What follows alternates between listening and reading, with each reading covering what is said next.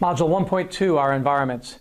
Week 2, Thinking Lecture 1.2, Animal Perception, Animal Cognition, Individuality, Meditation, and the Eternal Present. Evolutionary psychology informs and reminds us that we are not alone as thinking beings, not just in the universe, according to the Drake equation, which deals with probability, but here on the Earth, where it's a matter of fact and not speculation that there are minds in the waters and minds in the trees and on the savannas. Highly intelligent thinking animals, although in the process of going extinct because of our habitat changes and pollutants, still exist all over this planet, and we must talk about them in order to harness our hubris and protect from solipsistic arrogance and anthropomorphism. Fundamentalist Islam and Christianity have worked hard to reduce our field of perception to include only Homo sapiens and have succeeded in using anthropocentrism to destroy our ecosystems and life support systems. Sustainability without including other members of God's creation, though, is untenable. Award-winning science fiction author David Brin has been tackling the idea of narrowing the gap between human cognition and animal cognition through his famous Uplift series of futuristic novels, in which it is the duty of the first sentient life form on any given planet to help the other large brain creatures there develop their own consciousness and intelligence. Apes, cetaceans, and elephants become the most obvious candidates on our Earth sea, given their brain mass to body ratio and behavioral repertoires, and so they are the beings featured in his Uplift novels.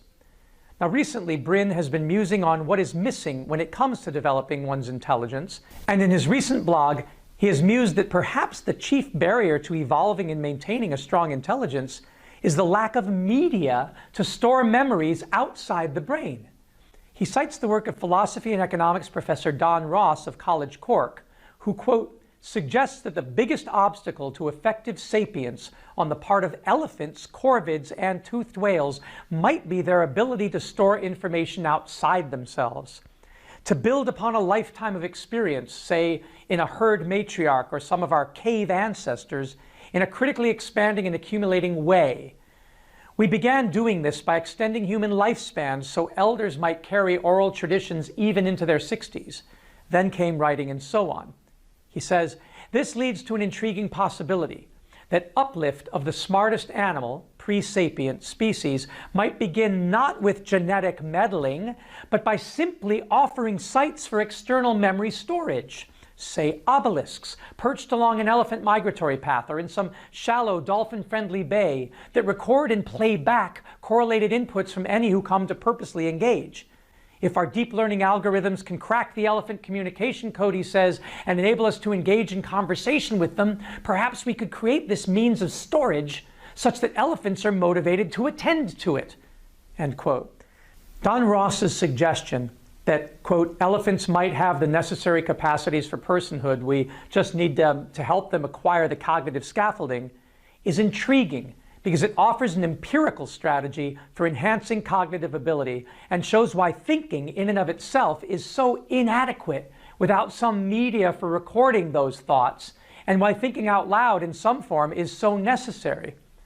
Ross writes, quote, I don't think that elephants currently express the full range of personal and creative capacities that humans do, but I suspect all that's missing are certain informational and institutional structures along with the motivations to innovate upon them.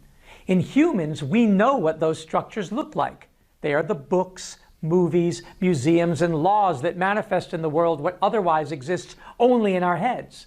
It might be that there's a lot going on in the heads of elephants, but they just haven't been moved to externalize and store it in the environment the way we have. However, he says, if elephants do have all the raw material, the raw mental material it takes to be persons, a time could come in the near future when we might draw them into a more expansive kind of personhood. The behavioral economics experiments that a colleague and I are planning to run with a group of semi-wild female elephants in South Africa should begin to test the plausibility of this arresting speculation, end quote. In his classic book, Animal Minds, Beyond Cognition to Consciousness, Don Griffin echoes Darwin's observation that the difference between man and the other animals is one of degree and not kind. Biological anthropology, particularly the work of Jane Goodall, among others, has shown that our closest primate relatives make tools, think with intention, and communicate to cooperate. What do you think really separates us from our non-human fellows on Earth? Wilson on page 20 reminds us that, quote, although highly intelligent in at least one aspect, chimps score far below humans in others. They live in the here and now. They cannot plan their actions for even the next day. Whereas humans can construct scenarios thousands of years into the future and millions of miles into space. When supplied with paint and brush, chimps can draw pictures, but not as well as humans of any age beyond infancy. For example, chimps can spontaneously draw the outline of a face, but not the details within it, a feat any young human child performs effortlessly.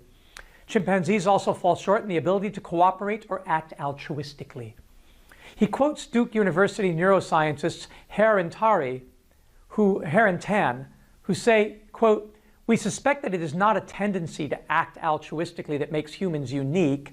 Instead, it seems more likely that our species is unusually cooperative because of our flexible ability to avoid high-cost helping, that is, harmful to reproductive success, while recognizing the benefit of mutualistic endeavors, end quote. And Wilson summarizes, quote, the ancestors of our species developed the brain power to connect with other minds and to conceive unlimited time, distance, and potential outcomes. This infinite reach of imagination, put quite simply, is what made us great. Page 21. What I find fascinating about the elephant memory storage hypothesis of Ross is that we are in a unique position today to uplift and extend whatever latent imaginative capacity other large-brained animals may already have by giving them add-ons external to their own central processing units that mimic the function of those internal structures that we possess that made us so great.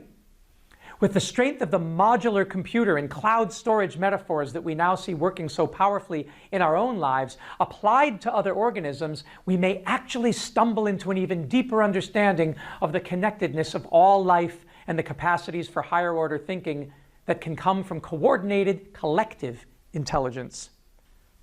Now, I remember as an undergrad at Harvard studying biological anthropology and cybernetics and taking evolutionary biology with Professor E.O. Wilson in person, how his lens on the world stimulated powerful insights into the nature of cognition.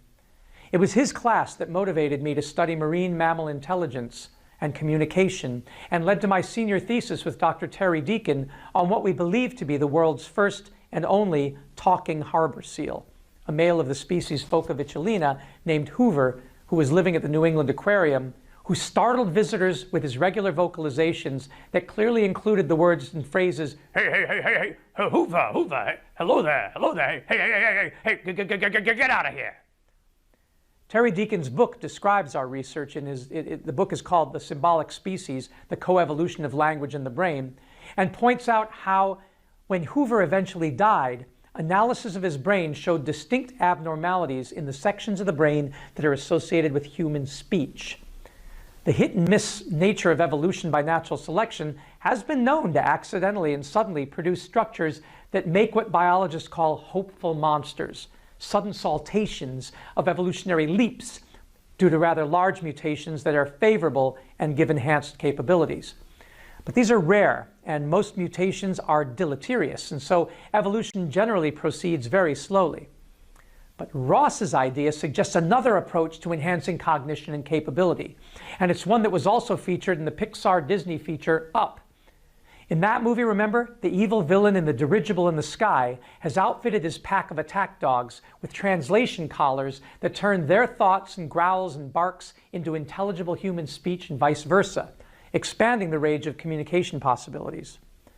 Recently, a contestant on Shark Tank tried to market a similar idea. And while the reality isn't quite there yet to be a game changer worth investing in, the idea is intriguing. Certainly the use of semiotic principles in cybernetics to digitally enhance animal thinking so that they can more easily connect with other minds and possibly conceive unlimited time, distance, and potential outcomes is realistic. If only because any mimicking of the human mind's internal structures by external equipment that amplifies in the non-human what our mutated brain structures did for the early hominid's mind leading to our intelligence should have the same effect, regardless of where the application takes place. Helping other animals to think out loud in ways that go beyond the limited vocabulary of barks and whistles and growls that lock them into an eternal present, and then to think out louder in ways that go beyond the limitations of nest building and simple tool creation to the creation of enduring cultural artifacts, is considered by David Brin to be an obligation of those who the casino lottery nature of evolution put there first. But you need to ground your thinking in evolutionary theory and in the agnostic nature of nature, which could care less if the structures and processing systems are organic or inorganic, and merely preserves that which works when fitness and adaptation are on the table. Recently, a speech-language pathologist demonstrated with her 18-month-old dog that by providing a dog paw-activated computer interface, the canine has been able to learn and express 29 words and can combine up to 5 words to make a phrase or sentence. The way she uses words to communicate and the words she's combining is really similar to a 2-year-old child, says Hunger, who documents Stella's progress, the dog, on her blog, Hunger for Words, and Instagram. Could it be that what has really been missing all along is simply the right technology? Stating a need for a wider sharing of high cognition with other animals may offend some self-avowed animal rights activists and environmentalists who've generally long held human beings' special thinking capabilities in contempt or with suspicion, blaming the tree of the knowledge of good and evil for our original sin, and romanticizing the lives of organisms that don't seem to be burdened by traumas of the past or fears of the future. But I personally find this naive and even dangerous, since sustainability will not be achieved without the participation of the majority of life forms cooperating. And in the Anthropocene, we've seen the systematic destruction of almost every organism we have not found it easy to cooperate with. Those who fear the Frankenstein syndrome may create or enjoy watching films like Deep Blue, where transgenic sharks endowed with higher intelligence and a new cooperative spirit that only seems to apply to other fish take revenge on humanity. This is also the subject of German speculative fiction author Frank Schatzing's international bestseller Der Schwarm, and they derive cautionary life lessons from it. The Planet of the Apes series depicts all the things that can go wrong even if the animals newly endowed with high intelligence and cooperative capabilities want peace with humanity. Nonetheless, legions of children in the Disney era have grown up with what my uncle, Disney animator Seamus Culhane, called talking animals and other people in his book by the same name, and found delight in envisioning a world where we can all communicate meaningfully and cooperate thereby. The Pixar Disney film Zootopia takes the hopeful scenario to its logical conclusion, audio-visually describing a world in which predators and prey have come to an understanding and taken an oath of non-violence, which only gets disrupted when an evil scientist tries to hijack the newly evolved neocortical systems that allow predatory instincts to be suppressed.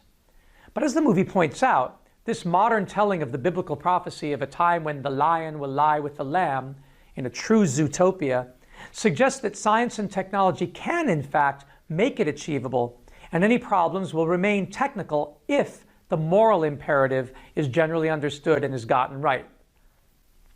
The satirical sci-fi movie Carnage, 2011, tackles these themes from the perspective of a future vegan civilization that cannot even conceive of how our current and past generations lived with the horror and shame of murdering innocent animals, and draws a path from today to then, showing how sustainability can be imagined through a repudiation of slaughter and carnivory in general.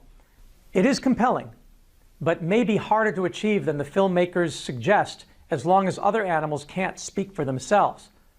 Although the history of slavery and genocides and other human brutalities suggest that even with the ability to communicate, the path to liberty and justice is much harder to follow than optimists would hope. Still, there is something to be said for experiments and interventions that increase the number of dimensions across which interspecies communication and cooperation can occur, since today, as in the past, there are very few St. Francis of Assisi types, very few Jains, members of an Eastern religion that eschews killing any living being, very few horse whisperers and dog whisperers, and persistently a minority of vegans and vegetarians. It is, I feel, always a useful exercise for humans to try and go the other direction, to try to devolve consciousness, to become animal whisperers, to meditate and let go of the burdens of higher terrestrial cognition so as to achieve a possible even higher extraterrestrial cognition or loving God consciousness. There are many who return from such spiritual journeys speaking of encounters with HEBs, HEBs, or highly evolved beings. And it may well be that thinking the way humans do it is as overrated as it is misunderstood. Some would claim that our form of cognition may ultimately be maladaptive, an evolutionary dead end, an evolutionary experiment that will lead to our extinction. Others, like French priest and philosopher Teilhard de Chardin, claim that we and our thinking capacities are not ours alone at all, but that we are part of an ever-evolving noospheric consciousness that is created by the interaction of minds in the biosphere with the biochemical processes of the lithosphere, hydrosphere, and atmosphere. This spiritual interpretation gets some scientific support, in fact, from the Gaia theory of Dr. James Lovelock, that posits the idea that there are nested levels of consciousness which, in sum total, can create the emergent property of a collective intelligence that is planetary in scale. And if one assumes the currently popular idea of a holographic universe, consciousness could level up and out to the universal scale. We may never know. But the interesting thing about the 21st century is that we are beginning to play God by applying the math that we have been developing all these millennia with the artificial intelligence deriving from the digital hardware and software we developed to process that math.